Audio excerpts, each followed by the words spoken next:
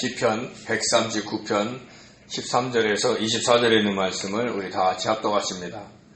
주께서 내 내장을 지으시며 나의 모태에서 나를 만드셨나이다. 내가 주께 감사하옴은 나를 지으심이 심히 기묘하심이라. 주께서 하시는 일이 기이함을 내 영혼이 잘 아나이다. 내가 은밀한 데서 지음을 받고 땅의 깊은 곳에서 기이하게 지음을 받은 때에 나의 형체가 주의 앞에 숨겨지지 못하였나이다. 내 형질이 이루어지기 전에 주의 눈이 보셨으며 나를 위하여 정한 날이 하루도 되기 전에 주의 책에 다 기록이 되었나이다. 하나님이여, 주의 생각이 내게 어찌 그리 보배로우신지요. 그 수가 어찌 그리 많으신지요. 내가 세려고 할지라도 그 수가 모래보다 많도소이다. 내가 깰 때에도 여전히 주와 함께 있나이다. 하나님이여, 주께서 반드시 악인을 죽이시리이다. 피 흘리기를 즐기는 자들아, 나를 떠날지어다. 그들이 주를 대하여 악하게 말하며 주의 원수들이 주의 이름으로 헛되이 맹세하나이다.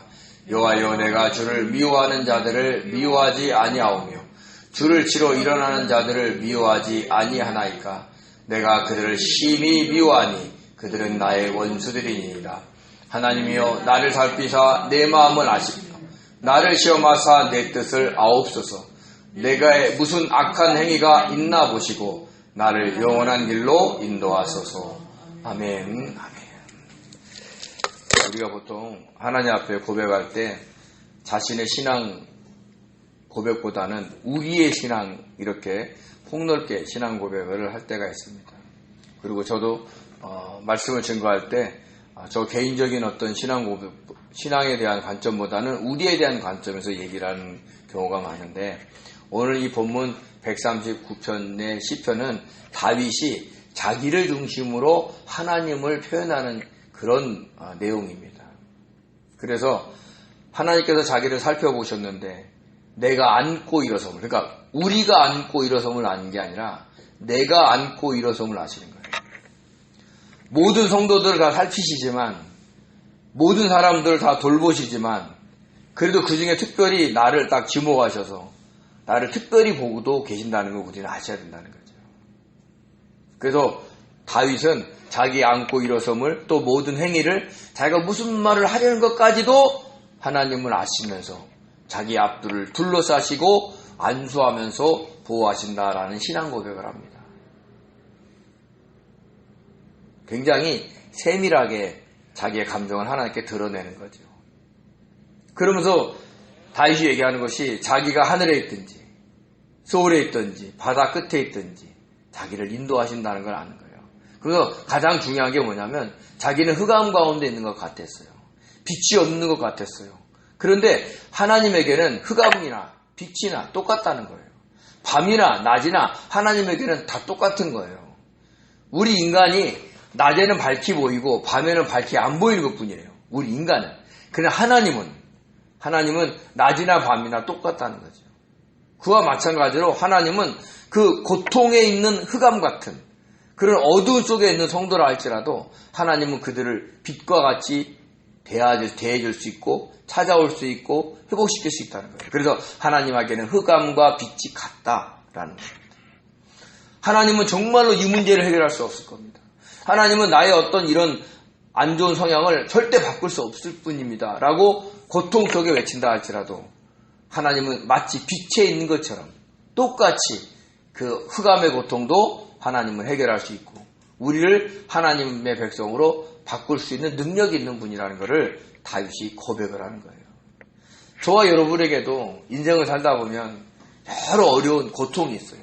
근데 저와 여러분이 정말 느껴야 될 것은 삶에서 오는 고통보다는 내가 변화되지 않는 걸로 고통을 받을 줄 아셔야 돼요. 나는 신앙생활을 그래도 괜찮게 하는 사람인 것처럼 우리는 여겨질 때가 많아요. 특히 저도 그렇거든요. 제가 목회자다 보니까 이만하면 괜찮게 신앙생활 하는 것처럼 느껴질 때가 있다. 그렇지 않아요. 거룩하신 하나님 앞에 비춰보면 나나 다른 분이나 차이 없어요. 다 하나님 앞에 죄인이고 죄를 고백할 수밖에 없는 연약한 존재들인 겁니다. 그래서 자기를 하나님 앞에 드릴 줄 아셔야 돼요. 그래서 내 어떤 육신적인 문제가 회복되는 것보다는 내가 하나님의 사람으로 변화되기를 소원하면서 하나님께 맡겨드려야 되는 거예요. 나의 말이나 나의 행동 하나하나가 하나님이 기뻐하시는 삶을 살 수 있도록 도와달라고 기도할 줄 아셔야 돼요. 그래야 변화가 일어나는 거예요. 그렇지 않으면 절대로 우리 인간은, 저를 비롯한 모든 인간은 자기를 내어드리지 않아요. 어떤 핑계를 대든지 자기를 정당화하고 다른 사람들에게서 핑계를 찾는 게 우리라는 겁니다. 근데 다윗은 자기의 어떤 그런 연약한 부분도 다 하나님이 아신다는 걸 고백하면서 자기가 현재 당하고 있는 그 흑암의 고통도 하나님은 마치 빛처럼 여기시면서 회복시킬 것을 믿고 고백을 하는 거예요. 왜 그러냐면 그 하나님이 우리를 창조하셨기 때문이라는 거예요. 그래서 다윗은 13절에 이렇게 고백합니다. 주께서 내 내장을 지으시며 나의 모태에서 나를 만드셨나이다. 여기서 내장의 킬리아는요, 콩팥, 신장을 의미하는데 이것은 인간의 내면, 속사람을 의미하기도 하는 겁니다. 우리가 장기 중에 신장이 가장 깊은 곳에 있는 것으로 히브리 사람들은 여겼어요. 그리고 거기에 가장 깊은 곳에 사람의 마음, 어떤 감정이나 이런 애정이 그런 자리가 있는 것으로 여겼던 겁니다. 그래서 예레미야 11장 20절에 공의로 판단하시며 사람의 마음을 감찰하신 만군의 여호와여 이런 단어가 나오는데 이때 마음이 킬리아예요. 그러니까 사람의 콩팥, 사람의 심장을 감찰하시는 하나님. 그러니까 좀 약간 생물학 시간 같죠? 네? 근데 거기가 뭐냐면 사람의 속마음, 그 마음이 있는 자리다 이렇게 얘기를 합니다. 그래서 그거를 하나님이 지으셨다는 거죠. 그리고는 자기를 모태에서 만드셨다라고 이야기를 합니다. 여기서 만들다라는 뜻은 다른 뜻보다도 함께 엮어서 짜다 이런 뜻이 있어요. 그래서 욥은 이렇게 고백합니다. 피부와 살을 내게 입히시며 뼈와 힘줄로 나를 엮으시며 즉 쉬고 생명과 은혜를 내게 주시고 나를 보살피심으로 내 영을 지키셨나이다. 여기서 뭐라 그래요? 뼈와 힘줄로 나를 엮으시고. 예전에 그 신체의 신비라고 해서 예전에 한번 전시를 한 적이 있어요. 그때 실제 사람의 죽은 사람의 시체를 이렇게 피부를 벗겨가지고 힘줄이 어떻게 지나가고 근육이 어떻게 되는 거를 아주 생생하게 보여줄 때가 있었습니다. 저도 한번 거기 가서 봤는데 굉장히 그 힘줄이 뻗어나가는 거 그리고 근육하고 얽혀져 있는 게 굉장히 세밀합니다. 저와 여러분이 보통 작품이 아니에요. 어쩌면 그렇게 정교할까? 어쩌면. 우리가 심장이 한번 안 뛰면 어떻게 돼요? 몇 분만 멈춰 있으면 사람이 죽습니다. 이번에 이명숙 집사님 많이 기도해 주셔서 오늘 일반 병동으로 옮겼습니다. 할렐루야죠. 이제 폐에 물이 찬 게 다 빠졌고 이제 비대해진 심장만 약물로 조절하면 퇴원을 한다고 합니다. 그러니까 중증 중환자실에 갔다가 이렇게 일반 병동으로 며칠 만에 오니까 얼마나 감사해요. 우리 성도님들이 함께 기도해서 정말로 감사드립니다. 그렇게 보는 거예요. 근데 의사들이 사람의 신체를 보면 볼수록 신기한 게 너무 많다는 거예요. 어떻게 이렇게 만드셨을까?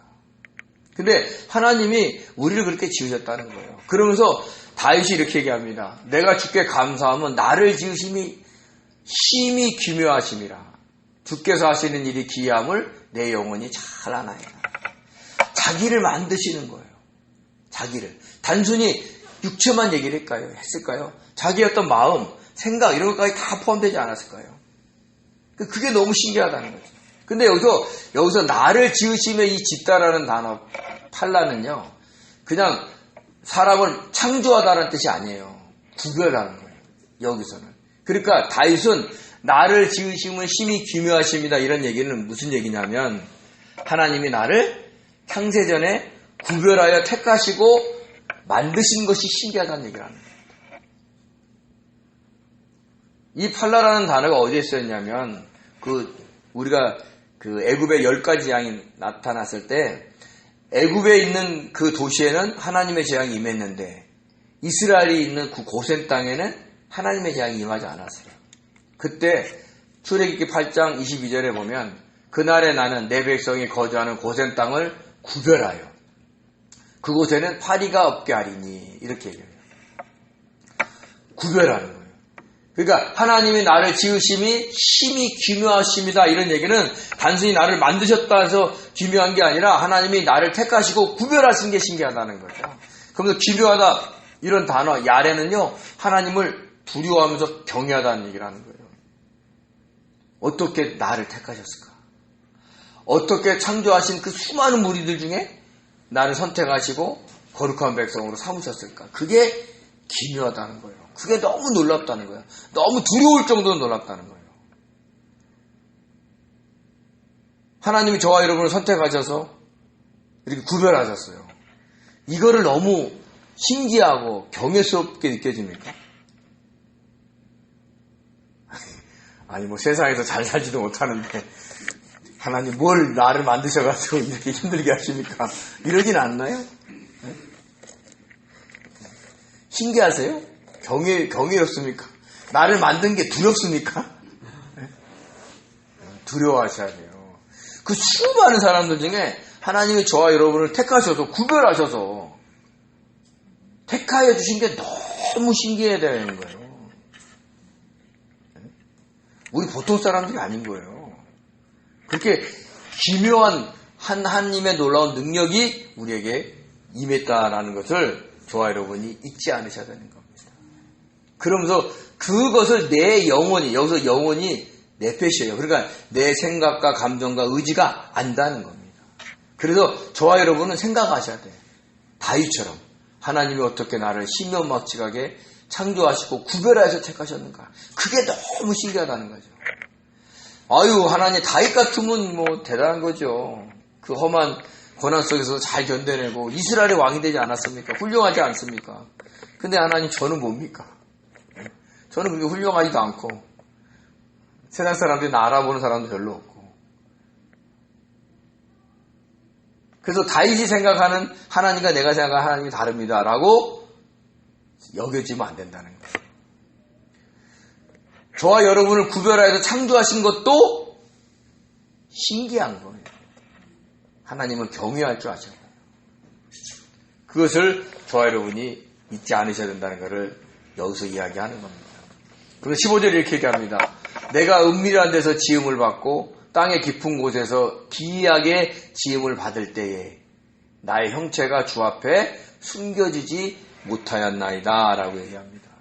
은밀한 곳이 어디예요? 은밀한 곳에서 지음을 받았어요. 여러분 우리가 어떻게 태어나요? 아빠의 씨와 엄마의 난자가 만나서 지어지잖아요. 근데 보여요? 요즘엔 좀 보이더라고요. 막 초음파로 막 이것이 눈입니다. 이것이 머리입니다. 나는 앞만 봐도 모르겠는데 시커멓고 하얗고 이거밖에 안 보이는데 의사는 막 그냥 여기가 어떻습니다. 몇 주 지나면 또 뭐가 태어났습니다. 그러니까 하나님의 그 창조의 원리를 인간이 여기서 초음파로 조금 보는 것뿐이에요. 근데 하나님은 그 은밀한 데서 우리를 지으시고 계셨다라는 것을 이야기하고 있는 겁니다. 그래서 땅 깊은 곳에 그게 어디예요? 우리 인간을 뭘로 만드셔요?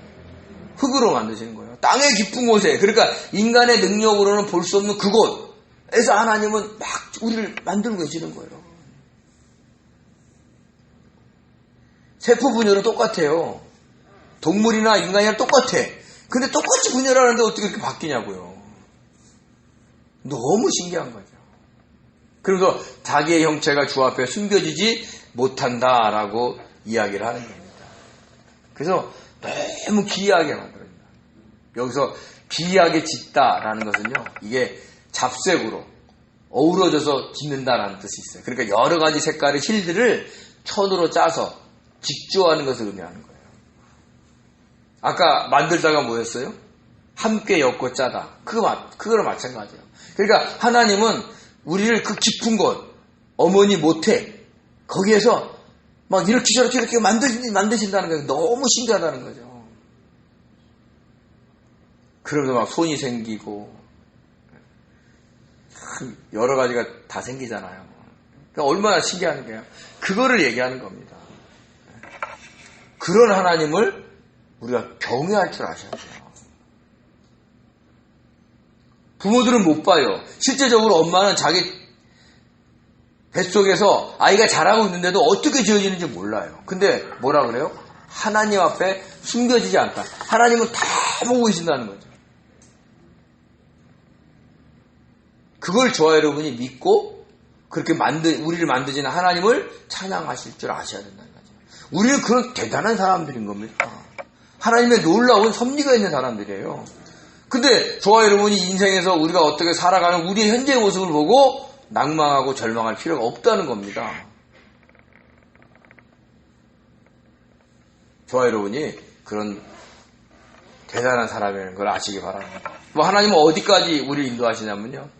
내 형질이 이루어지기 전에 주의 눈이 보셨으며 나를 위하여 정한 날이 하루도 되기 전에 주의 책에 다 기록되었다라고 얘기합니다. 내 형질이 이루어지기 전이라는 히브리어 골렘은요, 미완성이라는 얘기예요. 그러니까 태아 때부터 하나님 주님의 눈은 보고 계셨다는 거예요, 우리를. 엄마 뱃속에 있었던 거 기억나시나요? 우리는 기억이 안 납니다. 근데 하나님은 보고 계신다는 거예요. 우리가 사실 그때 생각이 없었을까요? 있었겠죠. 엄마 뱃속에 있는데 누가 떠들고 시끄럽다고 얘기 안 했겠어요? 야, 시끄럽다고 발로 차지 않았겠어요? 조용히 하라고? 근데 그 기억이 없어요, 우리는. 근데 하나님은 늘 우리를 보고 계셨다는 겁니다. 지금도 우리를 보고 계세요. 근데 지금도 보고 계시는데 지금 우리가 환경 때문에, 나의 여건 때문에 실망하고 낭망하면 하나님이 기뻐하시겠어요? 아니죠. 얼마나 귀하게 창조해 있는데. 그래서 우리는 어떤 역경 속에서든지 하나님의 얼굴을 보는 그런 마음으로 감사하고 기뻐하고 소망을 놓치지 않고 살아가야 된다는 겁니다. 뭐라고 얘기하세요? 나를 위하여 정한 날이 하루도 되기 전에 주의 책에 다 기록됐다는 거예요. 이건요, 운명론을 얘기하는 게 아니에요. 하나님이 뭐 하셨다는 거예요? 주의 책에 어디예요?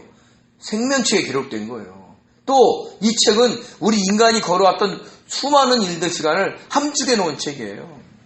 결국 이 책에서는 이 책에 기록되어 있다는 얘기는 뭐냐면 하나님 우리를 구원시키셨다는 얘기를 해주고 있는 거예요. 언제? 우리의 날이 하루도 되기 전에. 우리는 태어나서 예수님 믿지 않고 세상적으로 살다가 커서 예수님을 믿어도 하나님은 우리를 날이 시작하기 전에 너는 내 거야 라고 딱 선택하시고 책에 기록해 놓으셨다는 겁니다. 이게 은혜인 겁니다. 하나님이 우리의 인생을 2024년도 몇 월 며칠은 이렇게 살아 저렇게 살아 이게 기록해 놓은 게 아니라 하나님의 생명책에 기록해 놓으셨어요. 뭐 하시려고? 구원하시기 위해서. 그러면서 시편 기자는 이렇게 얘기합니다. 하나님이여 주의 생각이 내게 어찌 그리 보배로운지요. 주의 수가 어찌 그리 많으신지요. 내가 세려고 할지라도 그 수가 모래보다 많도소이다. 내가 깰 때에도 여전히 주와 함께 있나이다. 그러니까 자기를 생각하는, 자기를 향한 마음, 그 주님이 나를 생각하는 마음이 너무 귀하고 나를 향한 하나님의 방법이 너무 많다는 얘기를 해주고 있는 거예요. 여기서 보배롭다의 야카르는 정말 귀중하다, 비싸다 이런 뜻을 갖고 있어요. 그러니까 하나님께서 나를 향한 생각이 너무 귀하다는 겁니다. 그래서 하나님은 나를 향해서 어떤 수를 많이 펼칠 수 있다는 거예요. 왜요? 하나님은 하늘에서 우리를 구워보고 계시기 때문에 그래요. 그래서 시편 40편 5절을 그리고 이사야서 55절 8절에서 9절을 보면 이렇게 얘기합니다. 먼저 시편을 보면 여호와 나의 하나님이여 주께서 행하신 기적이 많고 우리를 향하신 주의 생각도 많아 누구도 주와 견딜 수 없나이다. 내가 널리 알려 말하고자 하나 너무 많아 그 수를 셀 수도 없나이다. 다윗이 수많은 일들 속에서 하나님이 그때마다 살리시잖아요. 그 수가 너무 신기하다는 거죠. 너무 많다는 거예요. 하나님은 이런 환경 속에 이런 방법만 쓰는 게 아니에요. 똑같은 환경인데도 어떨 때는 우리가 생각하는 다른 방법들이 너무 많다는 거죠. 오늘날 저와 여러분의 삶 속에서 그 문제를 해결하는 방법이 한 가지겠습니까? 하나님의 수는 너무 많은 거예요. 왜요? 이사야서 55절에 그렇잖아요. 이는 내 생각이 너희 생각과 다르며 내 길은 너희 길과 다름이니라. 여호와의 말씀이니라. 이는 하늘이 땅보다 높음 같이 내 길은 너희 길보다 높으며 내 생각은 너희 생각보다 높음이니라.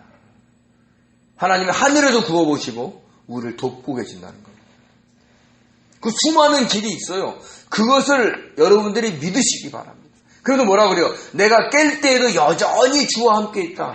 그 수많은 흑암의 고통, 그 어두움 속에 있어서 내가 헤어나올 때도 늘 주님이 함께 계신다는 거예요. 육신적으로 자고 일어나는 걸 얘기할 수도 있지만 흑암의 고통 속에 모든 문제의 고통 속에서 헤맬 때도 주님이 함께 계시고 거기서 벗어났을 때도 늘 하나님의 자기와 함께 계신다는 거예요. 왜요? 하나님은 많은 방법을 갖고 계셔서 우리를 돕고 계신다는 얘기를 하고 있는 거예요. 이 얘기는 뭐냐면 그 수많은 어둠을 누구랑 함께 해결해낸다는 거예요. 하나님과 해결. 하나님이 해결하심을 바라보면서 소망하면서 걸어가야지 이 고백을 한다니까요. 아니면 내 방법, 내 생각, 내가 이렇게 해야지 그런 어떤 인간의 생각으로 이렇게 하다 보면 내가 깰 때 주와 함께 있나라는 고백을 할 수가 없어요. 왜요? 내가 있으니까. 우리 인간은 특히 성도는요. 자기가 하고 주님이 도와줬다 그럴 때가 많아요.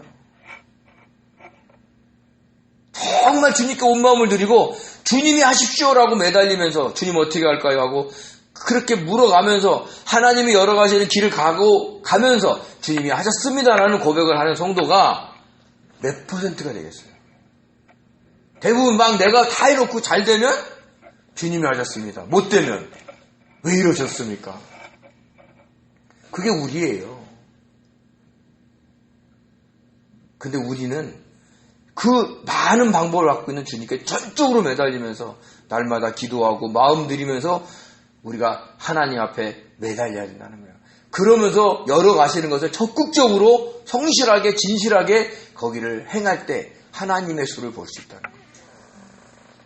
그래서 미리미리 생각해서 염려하거나 미리미리 생각해서 짜증내거나 미리미리 생각해서 정말 절망할 필요가 전혀 없다는 거예요. 하나님은 내일 어떻게 우리를 인도하실지 우리는 모르는 겁니다. 그거를 저와 여러분이 아셔야 돼요. 근데 이런 하나님은 어떨까요? 우리에게만 적용돼요? 아니에요. 악한 자에게도 적용돼요. 그래서 이렇게 얘기합니다. 하나님이여 주께서 반드시 악인을 죽이시리로다. 피 흘리기를 즐기는 자들은 나를 떠날지어다 라고 이렇게 고백을 합니다. 그러면서 그들이 주에 대하여 악하게 말하며 주의 원수들이 주의 이름으로 헛되이 맹세하나이다 라고 얘기하는 거예요. 우리의 일것을 추정만 아실까요? 악인들 건 모를까요? 아니에요. 하나님은 하늘에서 구워보셔서 모든 인간을 다 보고 계세요. 악인들의 행위도 보고 계세요. 왜요? 가만히 놔두는 이유가 뭐예요? 그 악인의 죄악이 찰 때까지 하나님은 늘 기다리셔요. 참고 돌아오기를, 회개하기를. 근데 인간은 어리석어서 그걸 놓쳐요. 악인이 어때요? 자기 막 욕심 채우고 자기 어떤 그냥 권력을 막 부리고 자기가 하고 싶은 대로 막 하면 모든 세상이 막 자기 것처럼 보인다는 거예요. 전능하신 하나님이 보이지 않아요. 교회는 다니는 사람들이 할지라도 자기 뜻대로 많은 것들이 이루어지는 사람들에게는 그 하나님이 안 보여요. 그러다가 하나님이 그 인내를 거두실 때, 그 인간의 악이 찰 때 하나님은 그를 다루십니다. 반드시 뭐 한다고요? 죽이신다.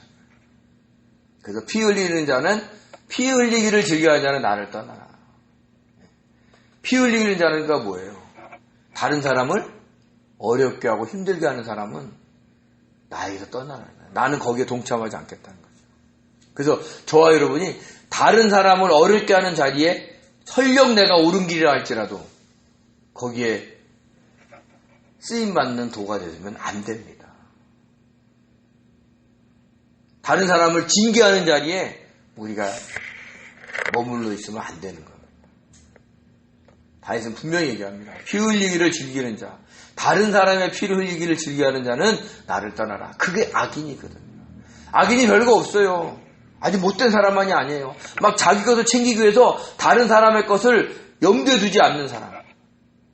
다른 사람이 어려움을 통해서 자기에게 어떤 이득을 얻기를 즐겨하는 사람. 그런 사람들이 피 흘리기를 즐겨하는 사람인 거예요. 그래서 나를 떠나라 이렇게 얘기해요. 그러면서 뭐라 그래요? 그들이 주에 대하여 악하게 말하며 주의 원수들이 주의 이름으로 헛되이 맹세한다는 거죠. 그러니까 주의 이름으로 헛되이 맹세한다는 사람은 이스라엘 백성들이에요? 아니면 이방인이에요? 이스라엘 백성들이에요. 성도들이란 말이에요. 오늘날로. 그들이 그냥 주의 이름으로 헛되이 맹세한다는 거죠. 맹세하다가 나사라는 히브리어인데요. 들어올리다, 가지고 가다, 취하여 가다 이러는 거예요. 그러니까 걸핏하면 주님, 주님, 주님 이런 분들이 있어요. 기도 막 많이 하시는데 막 험한 말 하시고 막 자기 거 막 챙겨가는 사람 있어요. 그런 사람들 가보면 입에 주님이 달고 다녀. 주님, 주님, 주님. 근데 하나님이 그를 뭐라 그래요? 원수로 여기시는 겁니다. 저와 여러분이 그거를 아셔야 돼요. 왜요? 하나님은 하나님의 이름을 망령되 일컫는 자를 죄 없다 하지 않으세요. 출애굽기 20장 7절에 이렇게 얘기합니다. 너는 내 하나님 여호와 이름을 망령되게 부르지 말라. 여호와는 그의 이름을 망령되게 부르는 자를 죄 없다 하지 아니하니라. 우리가 주님의 이름을 부르려면 그에 걸맞는 삶을 살려고 하셔야 돼요. 그러려면 어떻게 돼요? 이웃을 사랑해야 돼요. 하나님을 사랑해야 돼요. 이웃을 사랑하는데 내 거 다 챙기고 사랑할 수 있어요? 그렇지 않아요. 이웃을 사랑하려면 자기 거를 포기하고 사랑하는 거예요. 그거를 가지 않는 사람들이 기도 많이 한다고, 나 목사라고, 말끝마다 주님, 주님이 하셨습니다. 주님이 하셨습니다. 그러면서 못된 짓은 다 해. 욕은 또 욕대로 다 해. 챙길 건 다 챙겨. 그러면 그게 어떻게 돼요? 하나님 앞에 헛되이 맹세하는 거예요. 하나님 이름을 그냥 들었다 놨다 자기 마음대로 하는 거예요. 예전에 유대인들은요, 여호와라는 이름이 성경에 나오면 일어나서 부르고 그랬어요. 경건하게. 근데 오늘날은 너무 친근하게 다가오신 주님을 자기의 이익에 따라, 명예에 따라 함부로 부르는 경향이 있는 겁니다. 저도 그럴 때가 많다는 거예요. 그래서 참 두려워요. 그래서 제가 주님을 믿는 자로서의 그 걸맞는 삶을 살려고 주님의 이름에 합당한 자로 살려고 하고 있는지 우리가 노력해서 되는 게 아니에요. 그래서 우리는 늘 내가 할 수 없음을 고백하고 성령께 의지해야 되는 겁니다. 주님, 제가 뭘 깨끗하게 해서 제가 어떤 능력이 있어 이것을 하는 게 아닙니다 라는 걸 고백을 해야 돼요. 그래야 어디에 안 빠진다 그랬어요? 교만의 그 늪에 안 빠진다 그랬잖아요. 사탄이 제일 끝물에 깊게 펴는 올무가 뭐라고 그랬어요 제가요? 교만이에요. 이생의 자랑. 남녀노소 빈부 귀천 다 떠나서 모든 사람이 걸리는 거예요 여기에요. 그래서 저와 여러분이 항상 조심하셔야 됩니다. 그러면서 다윗은 이렇게 얘기합니다. 여호와여 내가 주를 미워하는 자를 미워하고 주를 치러 일어나는 자를 내가 미워하지 않겠습니까? 여기서 미워하다라는 샤네가요. 하나님을 싫어하는 자를 똑같이 싫어하고 하나님을 대적해서 일어나는 자를 자기가 싫어한다라는 얘기를 해주고 있어요. 자기를 미워하는 사람을 미워해요? 아니면 주님을 미워하는 자를 미워해요? 자기를 미워하는 자를 미워하는 게 아니에요. 다윗이. 나한테 함부로 했다고 해서 미워하지 않아요. 주를 미워하는 자를. 그러니까 주님께 함부로 하는 자를. 그러니까 주님의 이름을 망령되 일컫는 자를 미워한다는 거예요. 우리는 주님을 미워하든 말든 상관이 있어요, 없어요? 아무 관계 없어요. 나만 안 미워하면 돼. 나한테만 잘해주면 돼. 우리가 영적인 분별을 하셔야 되는 거예요. 나한테는 못해도 주님께 경건하려고 한다면 그 사람을 인정하셔야 되는 거예요. 나를 치러 일어난 자예요? 주를 치러 일어난 자예요? 주를 치러 일어난 자를 다윗이 미워한다고 얘기를 했습니다. 우리는 자기중심적으로 세상을 바라보는 경향이 있어요. 그거를 늘 생각하셔야 돼요. 나에게 어떻게 하든 상관없어요.